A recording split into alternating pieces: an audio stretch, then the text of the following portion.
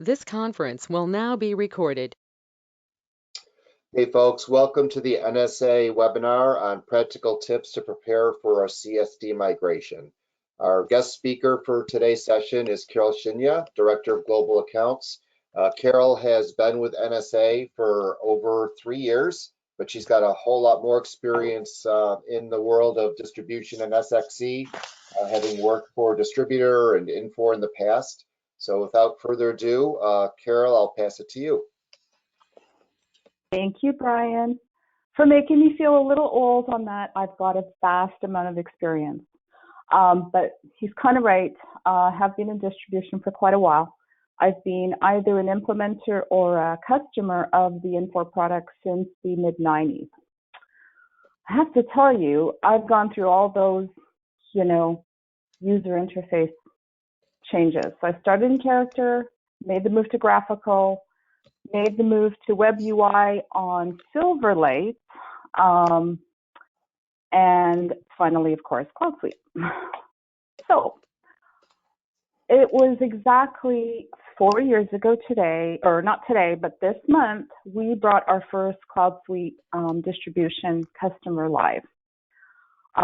They're still talking to me. They're doing very well. In fact, they've more than doubled in growth. So that's a very good sign. And they did it all in CloudSuite. So, you know how every project goes. If I knew then what I know now, I would have done a few things differently. So I decided to put this session together because I said, there's a lot of work involved in any kind of project. And a migration project has a few tasks. And there are some things that we could actually do before we get there or before we even start a migration. So that's kind of why I put this session together. So what I'm hoping that you're going to be able to leave with is a list of tasks that you can get started on now. A little bit of, I'd like to talk to you a little bit about the third-party application impact and a little bit about our rollout considerations. So let's start with our cleanup. It's springtime, so think of this as spring cleaning. Many of us have been on the system for a number of years. We probably started out with a certain standard when it came to naming conventions, maybe taxonomy. But over the years, things kind of changed, it morphed, we changed our mind, we had different people doing it. So now's the time, if you want to, start thinking about renumbering or setting up new standards for some of your static data.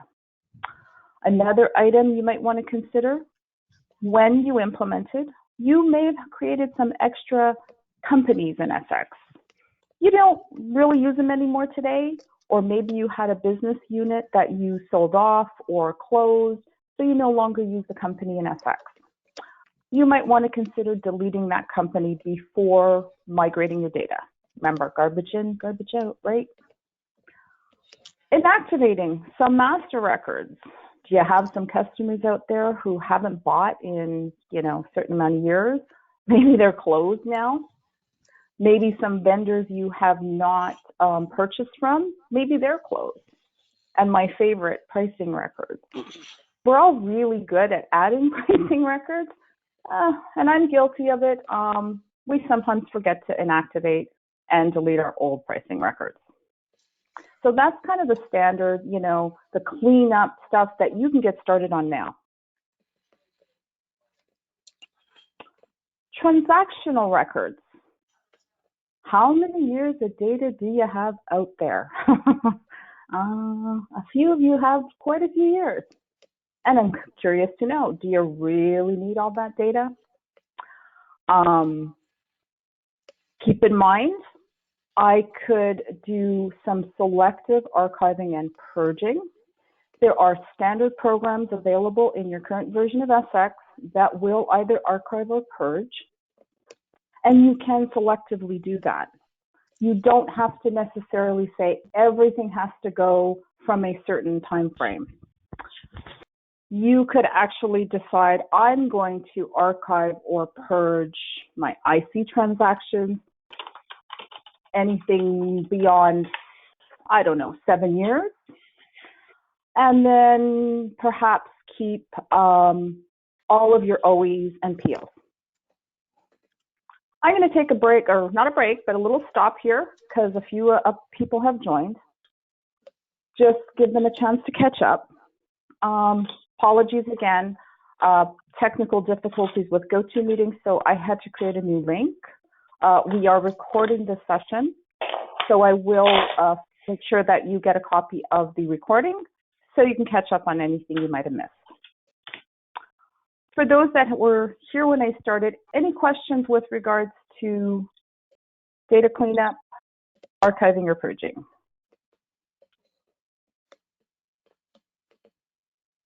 Okay. Oh, and if I'm speaking really fast because I feel this need to rush through this to make my time, let me know, please. Something else really worth starting on now, if you can, if you don't already have this documented, are your business processes. And what's important about documenting it, not only am I looking for a list of all those business processes, but I need all the little details that kind of go around it. For example, do you do three-way matching for accounts payable? What are the situations that occur? Obviously, ones that match perfectly, that's great. We can keep going. What about, what are the steps that you take in terms of differences?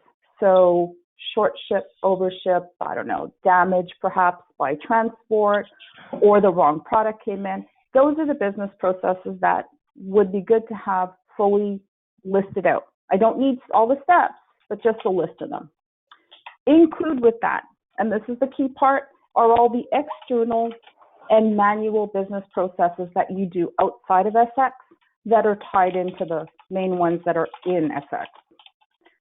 The reason I want you to do that, that's your roadmap for CloudSuite. That's also some of the things that today you're doing externally in SX that perhaps would be a good idea to list out, because there might be new functionality in CloudSuite that can replace that manual or external process. Consider a business optimization review.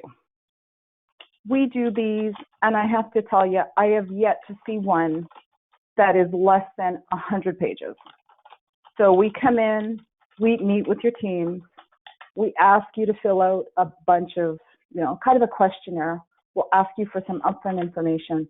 Then we take over and meet with all of your various departments. We will interview both from clerical right up to management, as well as have an executive kickoff. We'll document all of your current state, and then also from that, build out your future state in CloudSuite. And sometimes as we're working with you, we can give you a few tips on what you're doing today. Any questions?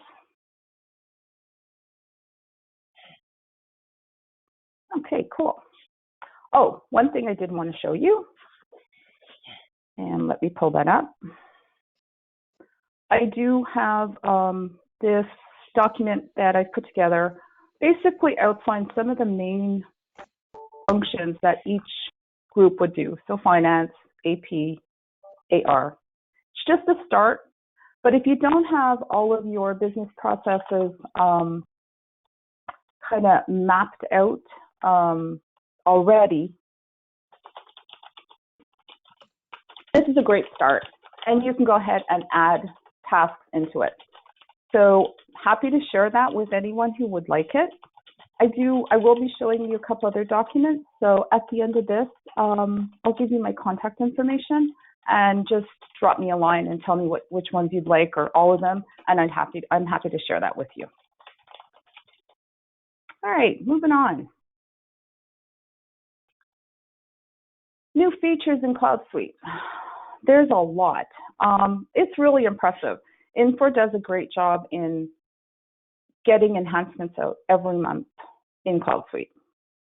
So 3 knowledge base articles I would recommend that you sign up for or subscribe to.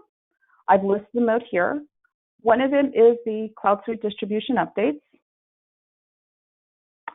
That will notify you of the release notes every month of what's both fixes as well as the new releases for that patch. The other two articles are the release deployment calendar. So with CloudSuite, you get 3 tenants. Train and test are 2 tenants, and of course your production. These are just calendars to tell you when updates are occurring. It's good to know because if you have operations on the weekends or in the evenings, it might be impacted. So you can plan around that. But also the reason why I wanted you to start to familiarize yourself with these new enhancements every month is because we kind of have to develop and manage a plan for you or with you when you do move to CloudSuite. So they have 2 deployment calendars. They pre-release a pre-production, so that would be in your test and your train tenant, all those new features, about 2 weeks before they do it in live. That gives you the opportunity to go ahead, read the release notes, and turn some of those features on. Keep in mind, they come in turned off.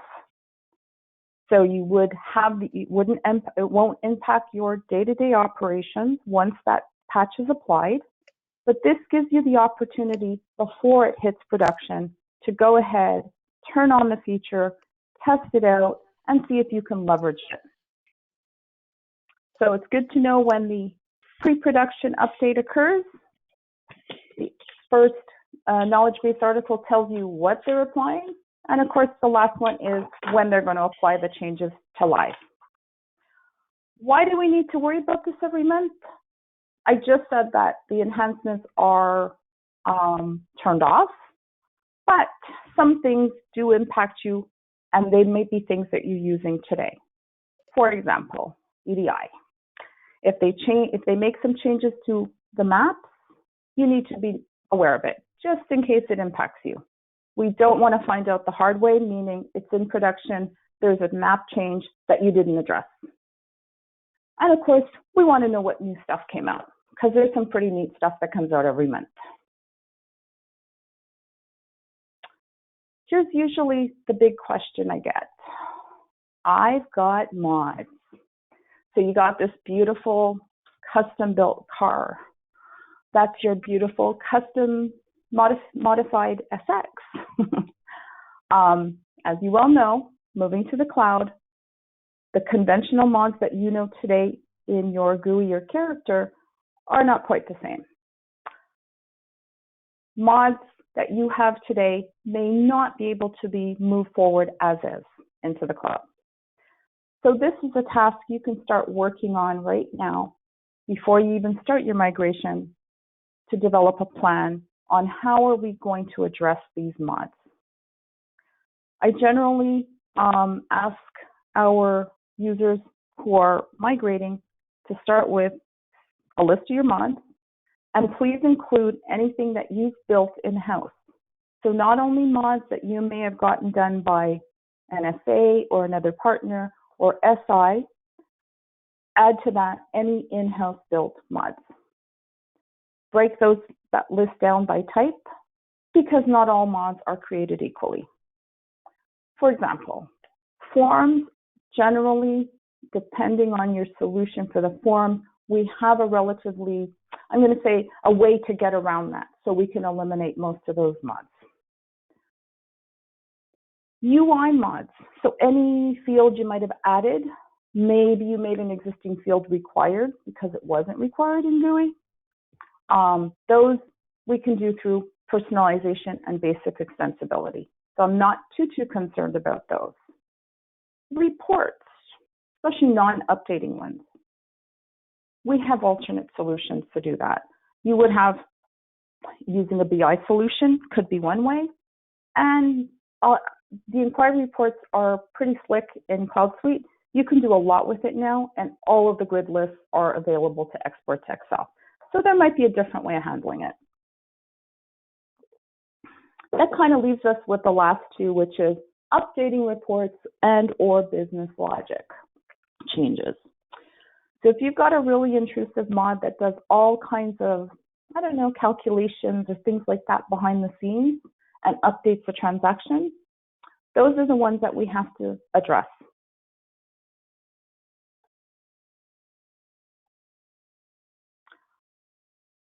So what's the plan?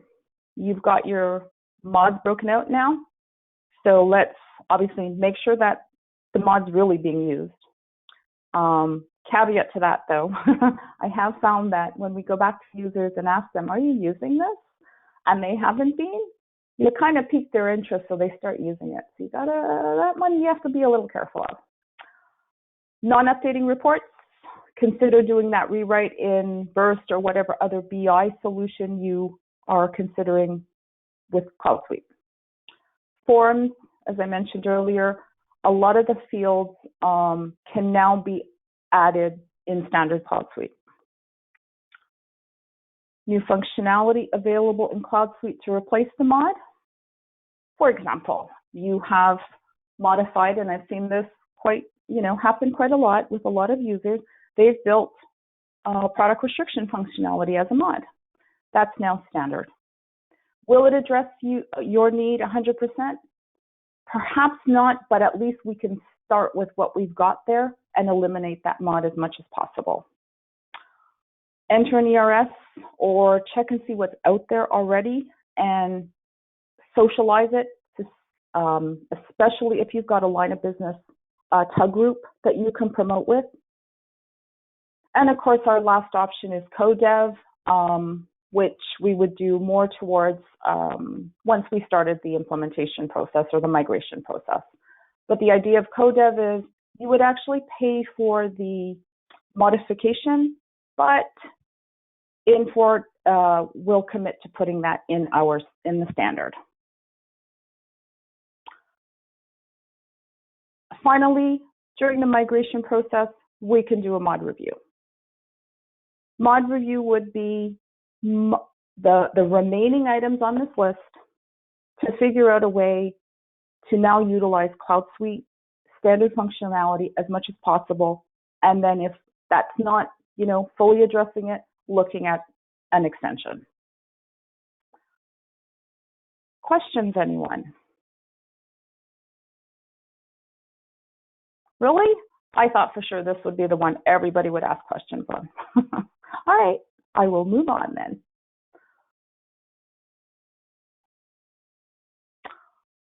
Another task you can start thinking about working on now are security roles and profiles. It was available to you in GUI, but not all GUI users leveraged it. The profiles are probably even more important when we move to CloudSuite for a couple of reasons. The personalization and basic extensibility that we can do to personalize screens is so much more robust in CloudSuite than it was in graphical. So the use of profiles becomes even more important. So let's illustrate an example. I have accounts receivable people who use OEIO order inquiry. I also have order desk or customer service people that use that exact same screen. But the way an AR person would use it, and maybe someone in a CSR role, kind of different. So the AR clerk is looking at things more like invoice totals. Did we charge the right taxes? Are the add-ons there? When was it invoiced? When was it due? Their concern at the line level, probably not as big as someone in a CSR role. So an AR clerk's view of OEIO would be perhaps quite different than someone who does a CSR or order desk role. So it's important to start to build out those profiles so when you get to CloudSuite, you've already got some of that foundational work done, and now you can just start to actually build out the need for each of those individual users, or profile users, I'm going to call it.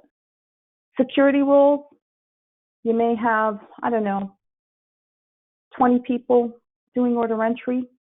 And please, hopefully you did not create the first user and just copy to everyone else and then everything else became a one-off, because that becomes a bit of a maintenance nightmare. And we don't always know what security we've given to them. So always best to pull that back in and build it out based on a role.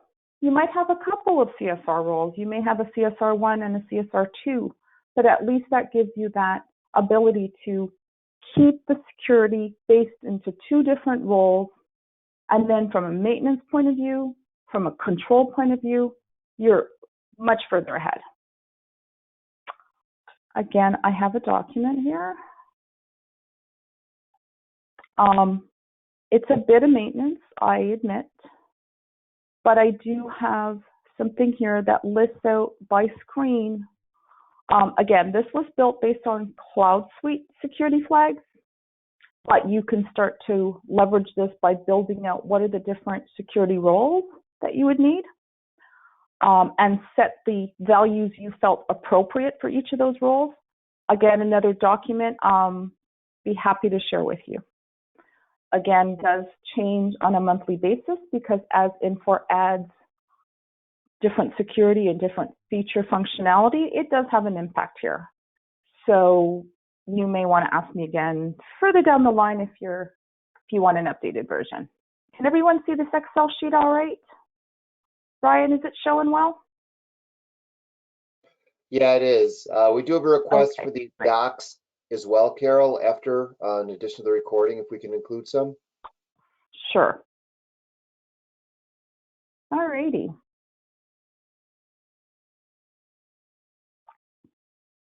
Third-party products and integration. If you haven't already, depends on what point you're at in that cycle of looking at CloudSuite. You may have already signed. Some of you are just thinking about it. Make a list of those third-party products. I'd be more than happy to help you with that.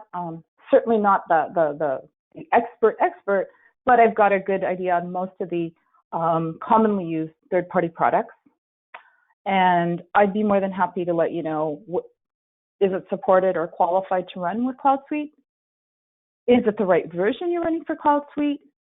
And what integration methods are supported for CloudSuite?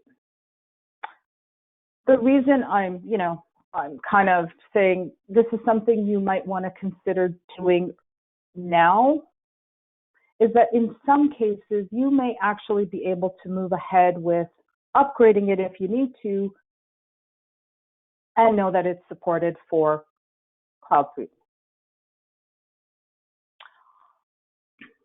So let's look at an example. Excuse me. If you are using Unform today, Unform is qualified on CloudSuite.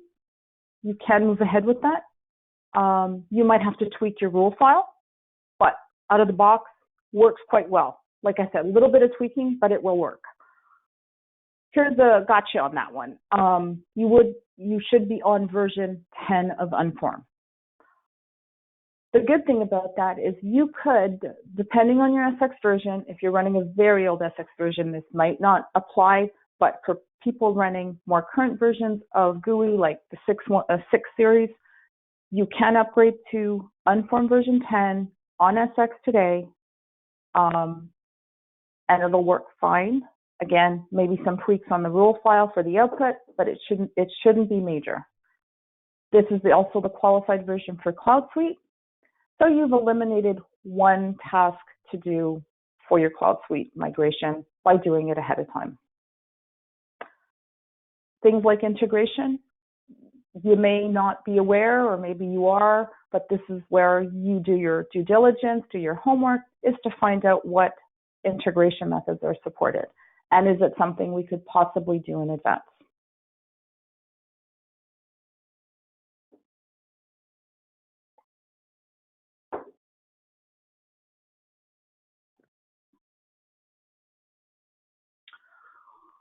Some things you can start working on in advance of your migration is some rollout considerations. Project team, you will need to identify subject matter experts or functional champions for each of your core areas: operations, sales, purchasing, all of the accounting areas. TWL if you've got a mix of both paper-based and paperless warehouses, of course a project manager, and possibly technical/integration resource. Depending on some of the integrations, if you're running an e-commerce solution today using the real-time APIs, there will be a requirement to upgrade that to the new ION API. So again, you might need some integration resources internally to help you do that. The change management, it is different. It's a new UI, so it's browser-based. If you feel that some of your staff is perhaps less comfortable working in that type of an environment, start perhaps training now on getting them up to speed on using a browser, clearing their cache, saving to favorites. It sounds like, might sound a little basic, but you'd be surprised how there are some users out there who may not know some of those things. So start them out now. Timeline. Start thinking about your timeline. Do you have a blackout season? I used to work for a distributor. We did 65% of our sales in a 6-week period. Let's just say when that 6-week period hit, we didn't do any projects. So when we went to migrate to Web UI, that was a blackout period I had to work around. And because I have to work on it, I have to be careful the tasks that I'm going to do before and after. I don't want to train right before my blackout period because people are going to go off, work furiously in the business, and then they're going to come back. They would not have had time to practice, so they might have lost some of the training that they got right before high season. Think about the timeline or consider how the impact to your timeline for redoing these integrations. That's why, if possible, if we can get some of that work done in advance, it just makes it a little easier. Another consideration, there are a couple of modules that were not brought forward with CloudSuite. Job management was one of them. Service warranty was another. The replacement products are significantly bigger in scope from an implementation perspective relative to the original job management service warranty modules. So you may want to, again, take it into consideration as your timeline, the importance of remembering you may need additional resources and a longer timeline to implement some of those products.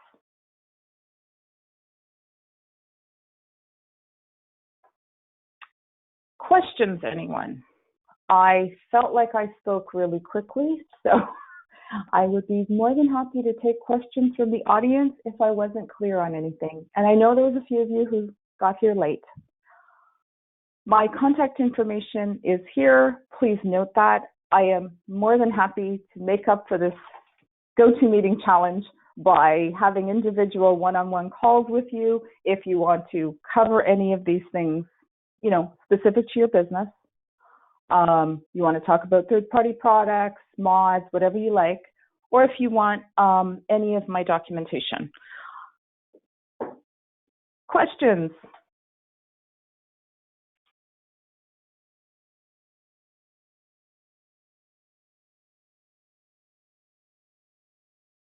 Oh, Brian, did you mute everyone? Oh, no, I'm sorry. I see everything. Apologies. No questions?